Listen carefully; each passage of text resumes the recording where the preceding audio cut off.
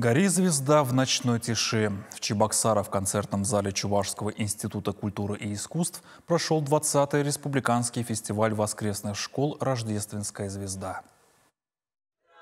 Рождественские песнопения, колядки, литературно-музыкальные композиции в исполнении детей, родителей и наставников звучали в этот вечер для зрителей в зале. Воскресные школы подготовили свои номера.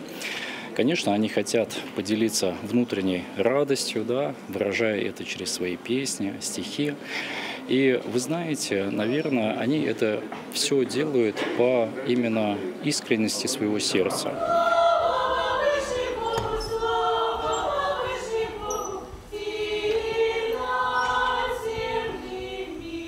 Фестиваль – событие, к которому готовятся в воскресных школах особенно серьезно, чтобы показать зрителям, чему научились за год, ощутить общую радость праздника и поделиться ею друг с другом. Для детей это очень важное событие, так как позволяет им самим немножко развиваться.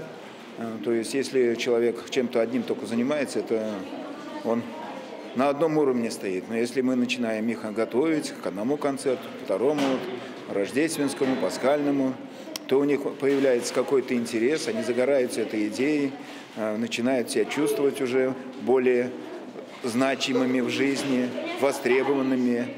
Именно к вам мы посланы Богом, благую вестью. Ныне родился Спаситель мира. На сцене выступили 220 человек из 15 творческих коллективов, которые представляли воскресные школы при храмах Чувашской епархии и приехавшие в столицу республики участники из Шумерля, Акулева и Вурнар. Особенно тепло было принято выступление семейного коллектива крейтеров.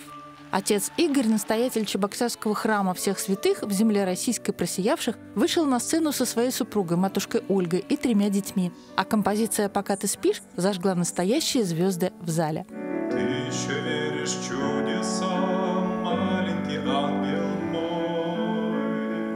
Гори, звезда в ночной тиши, и греет тебя, малыш. Она погаснуть не спешит, горит, пока ты спишь. Анна Филиппова, Андрей Шоклев, Вести Чувашия.